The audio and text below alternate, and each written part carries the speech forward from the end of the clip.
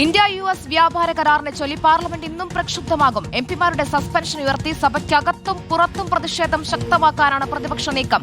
കേന്ദ്ര വാണിജ്യ വ്യവസായ മന്ത്രി പീയൂഷ് ഗോയൽ പാർലമെന്റിൽ പ്രസ്താവന നടത്തിയേക്കും. രാഷ്ട്രപതിയുടെ നയപ്രഖ്യാപനത്തിൽ പ്രധാനമന്ത്രി ഇന്ന് ലോക്സഭയിൽ മറുപടി നൽകും. പ്രധാനമന്ത്രിയെ സംസാരിക്കാൻ അനുവദിക്കില്ലെന്നാണ് കോൺഗ്രസ് നിലപാട്. അതേസമയം വിദേശകാര്യമന്ത്രി എസ് ജയശങ്കർ വാഷിംഗ്ടണിലെത്തി US സ്റ്റേറ്റ് സെക്രട്ടറിയുമായി കൂടിക്കാഴ്ച നടത്തി. പുതിയ വ്യാപാര കരാറിനെ ഇരുവരും സ്വാഗതം ചെയ്തു. PR സുനിൽ നൽകും വിശദാംശങ്ങൾ. സുനിൽ, കഴിഞ്ഞ ദിവസം തന്നെ വ്യാപാര കരാറിനെ ചൊല്ലി ലോക്സഭയിലെ തർക്കം അല്ലെങ്കിൽ പ്രക്ഷുബ്ധമായത് നമ്മൾ കണ്ടതാണ്. ഇന്നും അത്തരത്തിലുള്ള സാഹചര്യമാണോ കാണുന്നത്? പ്രധാനമന്ത്രി സംസാരിക്കുമ്പോൾ തടയുമെന്ന നിലപാടിലാണോ പ്രതിപക്ഷാംഗങ്ങൾ? ഒപ്പം ഈ വ്യാപാര കരാറിലെ തുടർ നടപടികൾ ഏത് രീതിയിലാണ്? കൂടിക്കാഴ്ച എങ്ങനെയായിരുന്നു? ഇന്ന് പാർലമെന്റിന്റെ ഇരു സഭകളിലും രാവിലെ തന്നെ ഇന്ത്യ അമേരിക്ക വ്യാപാര കരാറുമായി ബന്ധപ്പെട്ടുള്ള വിഷയം ഉയർത്താനാണ് പ്രതിപക്ഷ പാർട്ടികൾ തീരുമാനിച്ചിരിക്കുന്നത്.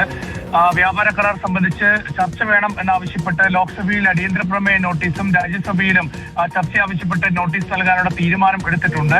ഈ നോട്ടീസ് അംഗീകരിക്കാനുള്ള സാധ്യതയില്ല. അതുകൊണ്ട് തന്നെ രണ്ട് സഭകളും ഇന്ന് പ്രക്ഷുബ്ധമാകും എന്ന കാര്യത്തിൽ യാതൊരു സംശയവുമില്ല.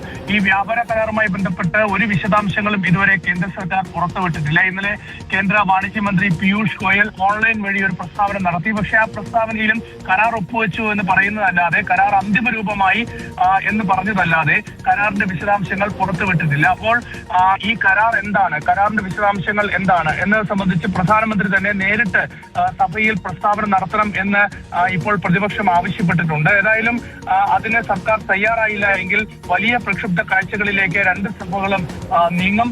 ഇതോടൊപ്പമാണ് നരവനയുമായി ബന്ധപ്പെട്ടുള്ള വിഷയം. നരവനയുടെ മുൻ കരസേനാ മേധാവി MM നരവനയുടെ ഓർമ്മക്കുറിപ്പിൽ ഇന്ത്യ ചൈന സംഘർഷവുമായി ബന്ധപ്പെട്ട് പറയുന്ന കാര്യങ്ങൾ രാഷ്ട്രപതിയുടെ നയപ്രഖ്യാപന പ്രസംഗത്തിന്മേലുള്ള നന്ദിപ്രമേയ ചർച്ചയിൽ പ്രതിപക്ഷ നേതാവ് രാഹുൽ ഗാന്ധി ഉന്നയിക്കാൻ ശ്രമിച്ചിരുന്നു. പക്ഷേ കഴിഞ്ഞ 2 ദിവസങ്ങളിൽ കണ്ട കാഴ്ച എന്നത് രാഹുൽ ഗാന്ധിയെ ഈ വിഷയം ഉന്നയിക്കുന്നതിൽ നിന്ന് ഭരണപക്ഷം തടയുന്നതായിരുന്നു. അപ്പോൾ ഇന്നും രാഹുൽ ഗാന്ധി വീണ്ടും ഈ വിഷയം ഉന്നയിക്കാൻ ശ്രമിക്കാനുള്ള സാധ്യതയുണ്ട്. ഇന്നലെ രാഹുൽ ഗാന്ധിയെ ഒഴിവാക്കി മറ്റംഗങ്ങളെ പ്രസംഗിക്കാൻ വിളിച്ചതായിരുന്നു വലിയ സംഘർഷത്തിലേക്ക് ലോക്സഭയിലെ സാഹചര്യങ്ങളെ മാറ്റിയത്. ഇതേ തുടർന്നാണ് കോൺഗ്രസ് MPമാർ രാജ്യസഭാ സെക്രട്ടറി ജനറലിന്റെ മേശപ്പുറത്തേക്ക് ചാടിക്കയറുകയും അവിടുത്തെ കടലാസുകളൊക്കെ തന്നെ എടുത്ത് സ്പീക്കറുടെ ചെയറിലേക്ക് വലിച്ചെറിയുകയും ചെയ്തത്. അപ്പോൾ ഇത്തരം നാടകീയ കാഴ്ചകൾ ഇന്നലെ കണ്ടു.